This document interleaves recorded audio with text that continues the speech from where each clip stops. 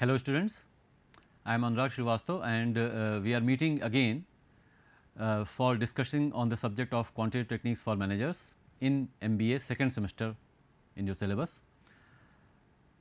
आज हम लोग शुरू करने जा रहे हैं नेक्स्ट यूनिट जो है अपने सिलेबस की, और उसमें बात करेंगे हम क्यूइंग थ्योरी की। तो क्यूइंग थ्योरी के बारे में जब हम लोग यहाँ पे बात करेंगे, क्यूइंग थ्योरी एक बिल्कुल अलग तरीके का मॉडल है। जितने भी मॉडल्स हम लोग ने अभी तक देखे हैं उसमें क्यूइंग थ्योरी अलग मॉडल है। क्यू का मतलब आप सभी जानते हैं, Q means a line of people or of units or of jobs that is present at a particular place for getting some service. तो कहीं पर भी कुछ एक कतार लग गई है, लोगों की कुछ लाइन लगी हुई है जिसको कि हम लोग वेटिंग लाइन भी बोल सकते हैं। तो इस थ्योरी का, इस पर्टिकुलर मॉडल का एक दूसरा नाम भी है वेटिंग लाइन थ्योरी और वेटिंग लाइन मॉडल और दी क्यूइंग मॉडल और द क्यूइंग थ्योरी। तो दिक्कत क्या है या क्यों हम इस मॉडल को पढ़ते हैं? The problem being addressed by this particular model, ये हम लोगों को समझना होगा और उसके बाद फिर इसके डिटेल्स भी हम लोग सारी चीज़ें देखेंगे। If you are a particular business, if you are running a particular business, एक कोई बिजनेस आप रन कर रहे हैं और आप आपके पास अगर कस्टमर्स की लाइन लग गई है तो ये अच्छी बात है वैसे तो बिजनेस के लिए, भाई बिजनेस चल रहा है, आपका लाइन लग रही है। लेकिन अगर लाइन ज़्यादा लंबी हो जाएगी, अगर जो ये कतार लगी हुई है आपकी सर्विस पाने के लिए, आपके प्रोडक्ट को पाने के लिए इतनी इतनी डिमांड हो गई है, तो आपको ये भी देखना पड़ेगा, you will have to address the problem of queuing, because if the queue gets very lengthy तो फिर आपके customers, you can lose your customers, you can obviously lose your customers. तो क्या होगा कि आपको ये देखना पड़ेगा कि कहीं ऐसा तो नहीं है कि क्यू ज़्यादा लंबी हुई जा रही है,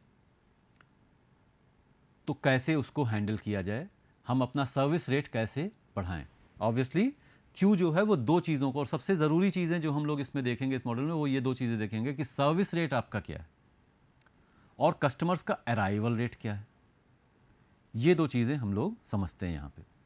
और कई तरह की ऐसी सिचुएशन हो सकती हैं, ये ऐसा ज़रूरी नहीं कस्टमर्स की बात हो। फॉर एग्जाम्पल एक फैक्ट्री है और फैक्ट्री में वर्कर्स सुबह सुबह जैसे आते हैं, काम करने के लिए आ रहे हैं, तो सबसे पहले वो टूल्स जाके इशू कराएंगे, लेट अस अज्यूम। तो टूल लेने के लिए जाएंगे, टूल रूम में जाएंगे, वहाँ पर लाइन लग जाएगी।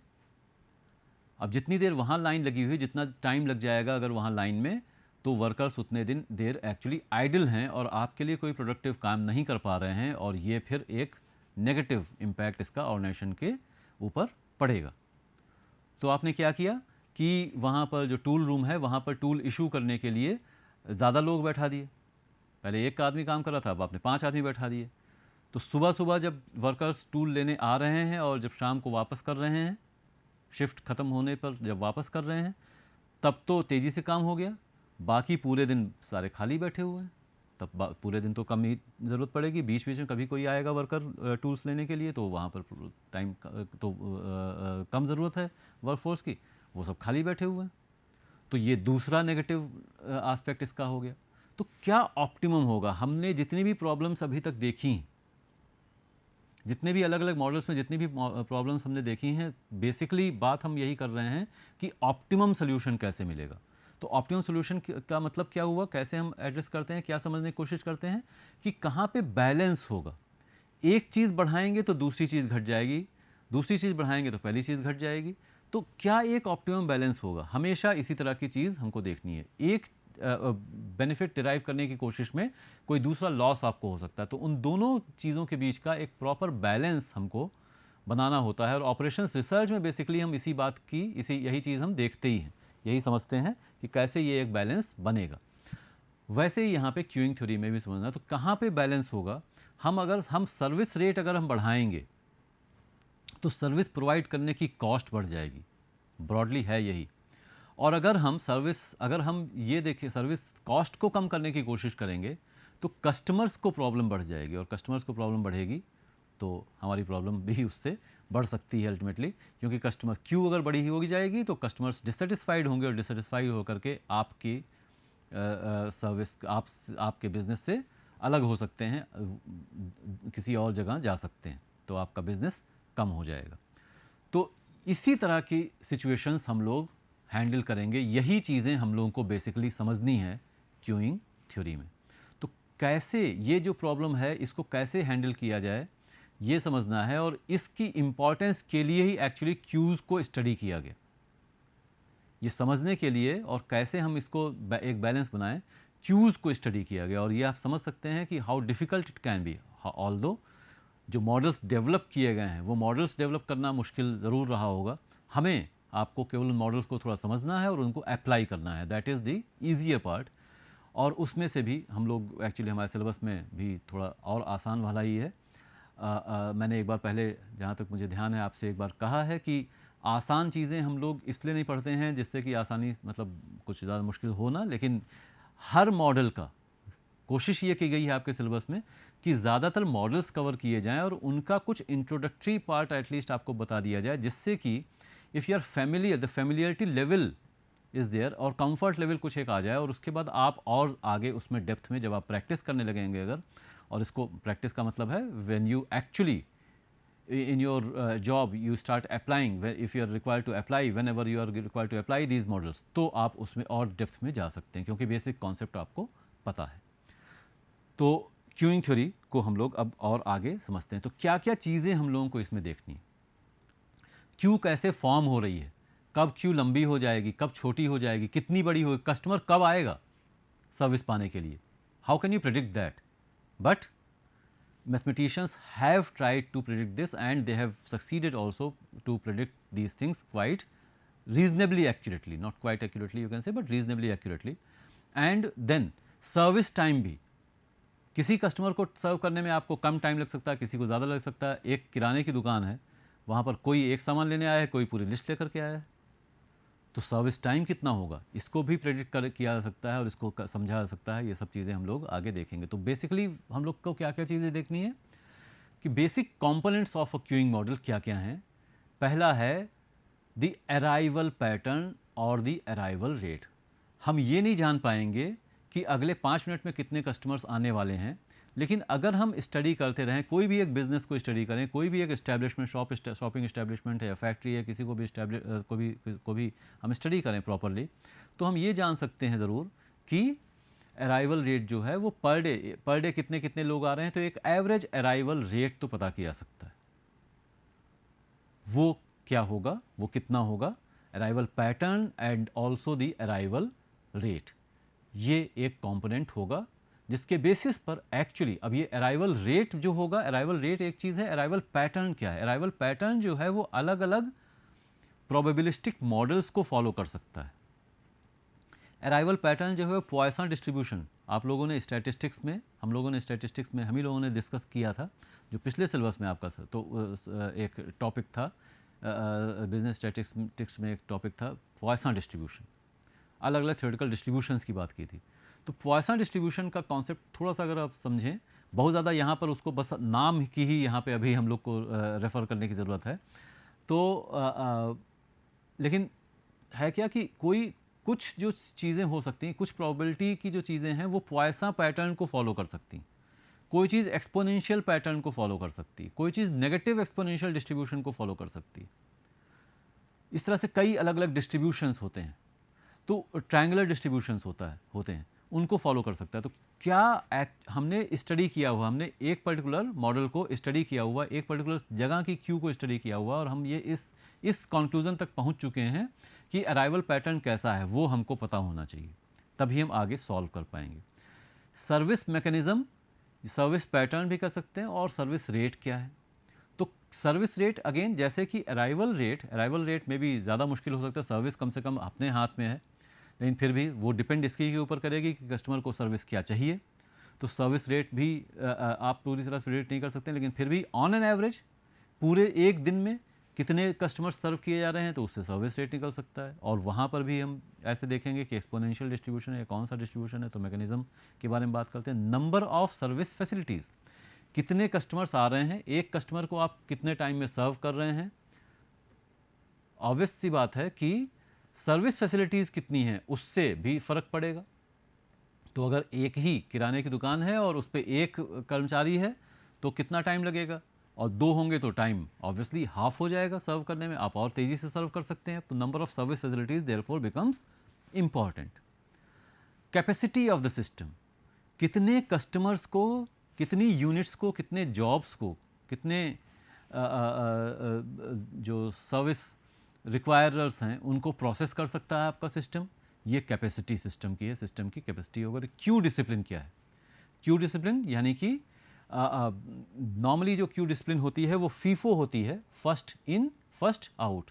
हम लोग जो भी एग्जाम्पल अभी तक मैंने आपके सामने लिए, उसमें ज़्यादातर केसेस में यही होगा कि जो पहले सबसे आएगा उसको पहले सर्विस मिलेगी, फर्स्ट इन फर्स्ट आउट। लेकिन कुछ ऐसे भी हो सकते हैं जहाँ पर लीफो सिस्टम्स हो सकते हैं, लास्ट इन फर्स्ट आउट, ऐसा भी हो सकता है अलग अलग सिचुएशंस में।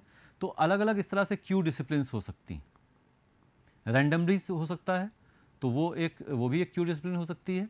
तो कौन सी पर्टिकुलर क्यू डिसिप्लिन फॉलो की जा रही है एक पर्टिकुलर मॉडल में, ये भी इम्पॉर्टेंट है। तो इनको एक एक करके थोड़ा सा अगर हम समझ लें, इनपुट और arrival pattern, it represents the pattern in which the customers arrive at the system. Arrival may also be represented by the inter-arrival time. Inter-arrival time, एक कस्टमर आया है तो अगला कस्टमर को हम कितने देर बाद एक्सपेक्ट कर सकते हैं, which is the time period between two successive arrivals. Arrivals में be separated by equal intervals of time. ये कभी कभी हो सकता है, जैसे फॉर एग्जाम्पल मोर और लेस इक्वल यू कैन से, ऐसा हो सकता है कहीं पर एक फैक्ट्री के अंदर मशीन्स ब्रेकडाउन हो रही हैं और उनको सर्विस प्रोवाइड की जा रही है, तो मशीन्स ब्रेकडाउन कितने कितने टाइम पे हो सकती हैं वो कुछ आप प्रेडिक्ट कर सकते हैं। या फिर रेगुलर मेंटेनेंस ही मान लीजिए देना है, तो वहाँ तो पूरी तरह से इक्वल इंटरवल हो जाएगा। अराइवल्स में be separated by equal intervals of time और unequal but definitely known intervals of time or by unequal intervals of time whose probabilities are known. These are called random arrivals. तो arrival may be separated by equal intervals of time or unequal but definitely known intervals of time or by entirely unequal intervals of time whose probabilities are known. तो 3 चीज़ें हो सकती हैं कि एक arrival हुआ उसके बाद हर 2 मिनट पे अराइवल्स हो रहे हैं, ऐसा हो सकता है। आपको पता है हर 2 मिनट पे अराइवल्स होंगे और कितना, और वो चीज़ें आपको मालूम है। हर अगला अराइवल 2 मिनट के बाद तो नहीं हो, लेकिन 3-4 मिनट 5 मिनट जितने बाद भी होगा, 1 घंटे के बाद होगा, ये भी आपको लेकिन पता है पहले से। और अनइक्वल है और पता भी नहीं है, ये भी हो सकता है। तो वहाँ पर प्रोबेबिलिटी आपको लेकिन ज़रूर पता होगी कि कितना होगा, या प्रोबेबिलिटीज़ हम लोग कैलकुलेट कर सकते हैं, या रेट्स हम लोग को पता होंगे। The rate at which customers arrive at the service station, that is the number of customers arriving per unit of time is called the arrival rate.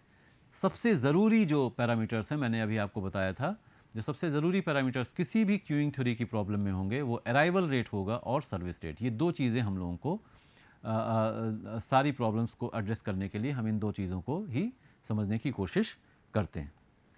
Then again, the assumption regarding the distribution of arrival rate has a great impact on the queuing model, the mathematical queuing model. जो mathematical model हम लोग बना रहे हैं, Q को हम लोग theoretically तो डिस्कस कर सकते हैं, क्यू का थ्योरेटिकल मतलब तो हम लोग को समझ में आ गया, उसका कॉन्सेप्ट समझ में आ गया, क्यू के फ़ायदे नुकसान समझ में आ गए, लंबी क्यू का क्या फ़ायदा होगा क्या नुकसान होगा, छोटी क्यू का क्या फ़ायदा होगा क्या नुकसान होगा, दोनों चीज़ें मालूम है और उसमें बैलेंस हमको बताना है। लेकिन मैथमेटिकली जो है वो कैसे देखेंगे वो हमको यहाँ पे समझना है। तो the assumption regarding the distribution of arrival rate has a great impact on the mathematical model if number of customers is very large. The probability of an arrival in the next interval of time does not depend upon the customers already in the system. ठीक है, ये depend इसके ऊपर करेगा कि customers की संख्या ज़्यादा है कि कम है। तो ये सीधी सी बात है, इट इज़ नेचुरल दैट कितने कस्टमर्स पहले से हैं, अगला कस्टमर आएगा कि नहीं आएगा वो इस पर नहीं डिपेंड करता है। Hence the arrival is completely random and it follows the Poisson process. Most of the time arrival pattern will follow the Poisson process with mean equals the average number of arrivals per unit represented by lambda. Arrival को हम लोग Greek small letter lambda से denote करते हैं। तो ये arrival pattern या arrival rate ये हम लोग समझते हैं। तो इनपुट जो है वो input pattern, arrival pattern, arrival rate, ये सबसे पहली ज़रूरी चीज़ हम लोगों को देखनी है। फिर द सर्विस मैकेनिज्म और द सर्विस पैटर्न। तो सर्विस अब कैसे दे रहे हैं आप, सर्विस का रेट क्या होगा और सर्विस का पैटर्न क्या होगा। तो service pattern is similar to the arrival pattern.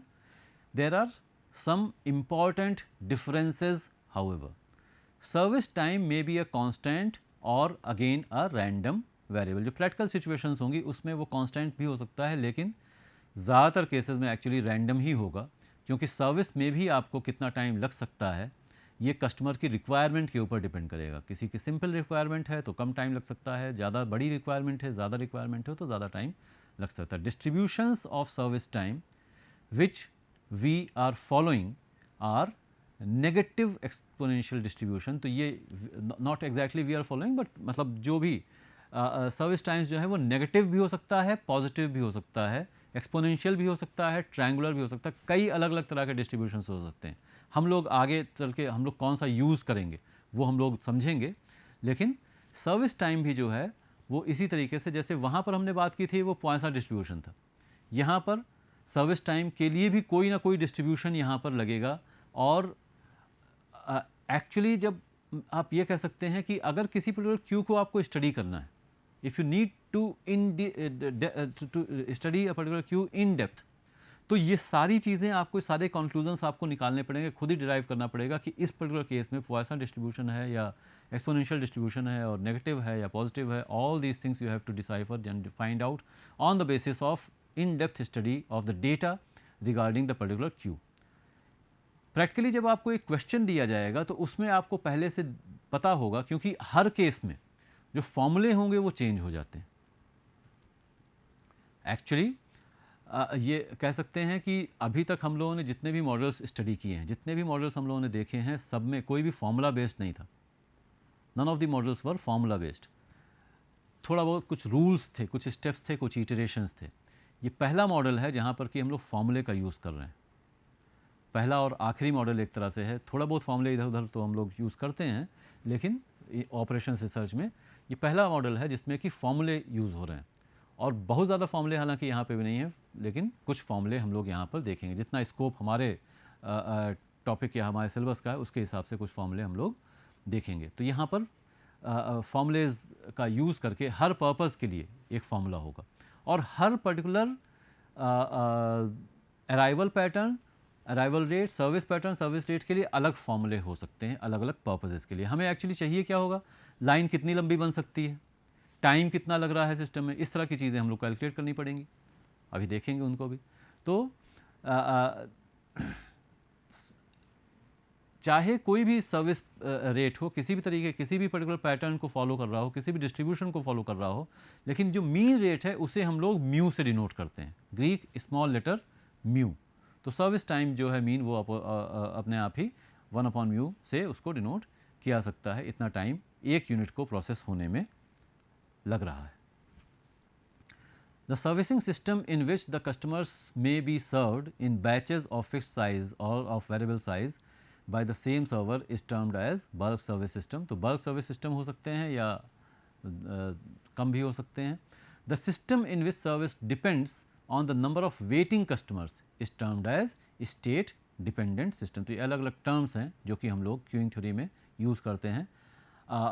ये चीज़ें हम लोगों को पता होनी चाहिए, लेकिन प्रैक्टिकली जब हम लोग न्यूमेरिकल सॉल्व करेंगे तो बहुत ज़्यादा डिटेल में अभी फ़िलहाल हम लोग को नहीं जाना है। तो ये सारी चीज़ें, ये सारे टर्म्स ये इंपॉर्टेंट हैं। सर्विस मैकेनिज़्म इंपॉर्टेंट हो जाता है। अराइवल पैटर्न और अराइवल मैकेनिज़्म, ये दो चीज़ें सबसे ज़्यादा ज़रूरी हैं। और जो अलग अलग पैरामीटर्स हैं उनको समझना है। तो कैपेसिटी की बात हम लोगों ने की थी। तीसरी चीज़, capacity of the system. Some of the queueing processes admit physical limitations to the amount of waiting room, so that when the waiting line exceeds a particular fixed length, no further customers can be allowed to enter until space becomes available by a service completion. This type of situation is termed as finite source queues. तो ये एक practical या physical limitation हो सकती है। Capacity जो है system की, ये हम लोग हर चीज़ एक्चुअली मैथमेटिकल मॉडल्स जब हम लोग कंप्यूट करते हैं या डिराइव करते हैं या डेवलप करते हैं, जो एक क्यू के अलग अलग मॉडल्स जो हो सकते हैं, तो मॉडल डेवलप करने पर कहीं कहीं पर उसको थोड़ा सा थ्योराइज करना पड़ता है। इसीलिए कई सारे मॉडल्स में टर्म थ्योरी लिखा हुआ है, लगा हुआ है आगे, गेम थ्योरी, क्यूइंग थ्योरी, क्योंकि उसे हम लोग एक जरा उसमें कुछ पैटर्न, कुछ सीक्वेंस, कुछ रैंडम चीज़ों में कुछ ऑर्डर ढूंढने की कोशिश कर रहे हैं। तो ऑर्डर जो है वो फिजिकल चीज़ों में एक्चुअली नहीं होगा, थ्योरेटिकल चीज़ों में ही होता है। तो उसको थोड़ा सा थ्योरेटिकली देखने की कोशिश करते हैं। और थ्योरेटिकल देखने का मतलब ये नहीं कि प्रैक्टिकली उसको यूज़ करेंगे कि नहीं करेंगे। थ्योरेटिकल जब हम समझ जाते हैं तो उसके बाद फिर कुछ चीज़ों को, कुछ पैरामीटर्स को वैरी करके उसको एक्चुअली प्रैक्टिकल के ज़्यादा से ज़्यादा क्लोज लाने की कोशिश की जाती है। तो कैपेसिटी जो सिस्टम की है, थ्योरेटिकली अगर हम देखें, अगर ये वाला पैरामीटर, ये वाला भी एक हम एक वेरिएबल उसमें डाल दें, तो थोड़ी प्रॉब्लम आ सकती है कि कहीं पर वेटिंग एरिया कम हो सकता है, कहीं पे वेटिंग एरिया ज़्यादा हो सकता है। तो कितनी बड़ी क्यू बन सकती है, ये सिस्टम की कैपेसिटी है। तो इसको हम लोग कभी एक पर्टिकुलर फिक्स्ड कैपेसिटी ले सकते हैं depending on a particular system, या कई बार हम लोग क्या करते हैं, मान लेते हैं कि सिस्टम की for ease of solving the problem एक पर्टिकुलर चीज़ पता चल जाए कम से कम कि किस तरह से क्यू का के इम्प्लीकेशंस क्या होने वाले हैं।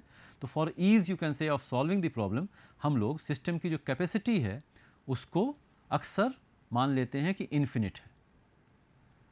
वो हालांकि वो दोनों ही तरह से हो सकती है, वो फाइनाइट हो सकती है और इन्फिनिट भी हो सकती है। तो कहाँ पर, जहाँ पर भी, जो भी जिस जगह पर भी आप सर्विस प्रोवाइड कर रहे हैं, एक बैंक है वहाँ पर भी क्यू लग रही है, एक कहीं पर रेलवे रिजर्वेशन काउंटर, वहाँ पे भी क्यू लग रही है। तो कितनी स्पेस अवेलेबल है जिसमें कि जहाँ पर कि क्यू फॉर्म हो सकती है। अब ये भी सर्विस की जो रिक्वायरमेंट है कस्टमर्स के, उसके ऊपर डिपेंड कर सकता है।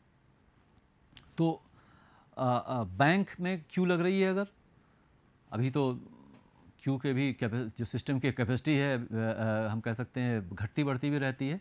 बैंक में जैसे क्यू अगर लग रही है तो वहाँ पर कुछ लोग सर्विस अपनी पोस्टपोन भी कर सकते हैं। ये भी एक बहुत ही इंपॉर्टेंट चीज़ है जो कि हम लोग को समझनी होगी, आगे हम लोग देखेंगे। तो कस्टमर्स जो हैं वो क्यू देख करके जा भी सकते हैं। रेलवे रिजर्वेशन के लिए जा रहे हैं तो वहाँ पे तो उनको मालूम है कि नहीं इस दिन की ट्रेन पकड़नी है, तो वहाँ पे मे बी चाहे सिस्टम फुल भी हो जाएगा तो भी बाहर भी खड़े हो सकते हैं। तो ये कई चीज़ों के ऊपर भी डिपेंड करता है। तो हम जैसे कह सकते हैं कि रेलवे रिजर्वेशन में जो पूरा हॉल है वो भर भी गया है तो भी बाहर लोग आ सकते हैं, हो सकते हैं।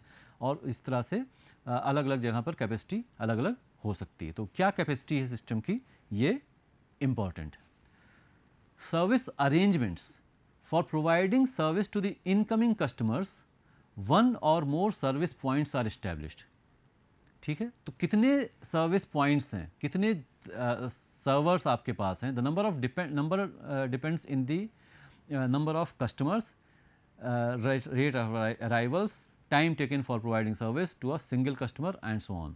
Depending on these variables, a service channel may be single or multiple. एक पर्टिकुलर सिंगल चैनल वाला आप प्रोवाइड कर सकते हैं या एक से ज़्यादा सर्विस वाला अरेंजमेंट आप दे सकते हैं, ये आपके ऊपर है। सीधी बात है, समझ सकते हैं आप, ये तो आसानी से दिखाई दे रहा है कि अगर सिंगल सर्वर होगा तो वो थोड़ा सा सिंपल सिचुएशन होगी, मल्टीपल सर्वर्स में प्रॉब्लम्स जो है वो थोड़ी कॉम्प्लिकेटेड हो सकती हैं। देन सर्विस अरेंजमेंट में ही हम लोग और क्या हमें समझना है, when there are several service channels available to provide service, much depends upon their arrangement. They may be arranged in parallel और इन सीरीज और more complex combination of both depending on the design of the systems service mechanism. फिर हम लोग ने ये भी बात की थी कि सर्विस अरेंजमेंट्स के अलावा हम लोग जो कस्टमर्स हैं वो उनकी जो उनका बिहेवियर कैसा है। तो कस्टमर्स ऐसा तो नहीं ज़्यादा बड़ी क्यू देख करके छोड़ दे रहे हैं, चले जा रहे हैं, कल आएंगे, या ऐसा तो नहीं। कभी कभी ये होता है, ये प्रैक्टिकली हम लोग देखते हैं। और इन सारी चीज़ों के लिए भी क्यू मॉडल्स बनाए गए हैं कि एक लाइन में लगे हुए हैं, हमेशा जिस लाइन में आप लगते हैं वो लाइन धीमे ही चलती है, तो थोड़ी देर बाद दूसरे लाइन में चले गए, फिर तीसरे में चले गए, फिर वापस लगा, अरे ये तो पिछली वाली तेज़ चलने लगी। तो आपका जो बिहेवियर है ये इसके ऊपर भी एक्चुअली बहुत सारी चीज़ें डिपेंड करेंगी कि किस तरह से सर्विस प्रोवाइड की जाए। और वो सारी चीज़ें मॉडल्स में इन चीज़ों को इंक्लूड किया जाता है टू फाइंड आउट कि कैसे अराइवल रेट क्या होगा, सर्विस रेट क्या होगा और लाइन की लेंथ क्या होगी, all such things have to be factored in. ये अब इसका मतलब है बेसिकली क्या चीज़ें हम लोगों को देखनी है। तो जो कि अभी तक हम लोगों ने देखा इसमें, और इसके आगे फिर हम लोग कंटिन्यू करेंगे आगे के सेशन में। तो इम्पॉर्टेंट चीज़ क्या है, मैं बार बार आपसे कह रहा हूँ, अराइवल रेट इम्पॉर्टेंट। एक तो आपका जो अराइवल रेट होगा वो इम्पॉर्टेंट है, और ये जो भी प्रॉब्लम्स नॉर्मली हम लोग को दी जाएंगी उसमें अराइवल रेट या उसका कोई इंडिकेशन आपको दिया जाएगा। तो लेमडा, सर्विस रेट आपको दिया जाएगा। एक चीज़ जो सबसे ज़रूरी है, देखिए हमारे दिमाग में ये आ सकता है कि क्यू बनेगी, कि क्यू तब बनेगी जब सर्विस रेट जो है वो अराइवल रेट से कम होगा। लेकिन अगर सर्विस रेट अराइवल रेट से कम हो गया तो आप सारे कस्टमर्स को सर्व कर ही नहीं पाएंगे। एक्चुअली जो पीक टाइम होता है कस्टमर्स के अराइवल का, क्यू तब फॉर्म होती है। तो ये एजम्पशन हम हमेशा रखेंगे कि mu is greater than lambda, जिससे कि हम लोग एक्चुअली सारे कस्टमर्स को सर्व कर सकें। और एक ये इंपॉर्टेंट टर्म होता है किसी भी क्यूब मॉडल के क्वेश्चन में, जो है traffic density, which is given by lambda by mu. कितने लोग आ रहे हैं और कितने लोग जा रहे हैं, this constitutes the traffic density of the system. तो ये चीज़ें, ये चार चीज़ें हम लोग को बेसिकली ध्यान रखनी है कि अराइवल रेट क्या है, सर्विस रेट क्या है, दोनों में रिलेशन क्या है, और ट्रैफिक डेंसिटी। ये इंपॉर्टेंट चीज़ें हम लोग ध्यान रखेंगे, और इससे आगे फिर आगे के सेशन में हम लोग कंटिन्यू करेंगे about a particular queuing model. Thank you.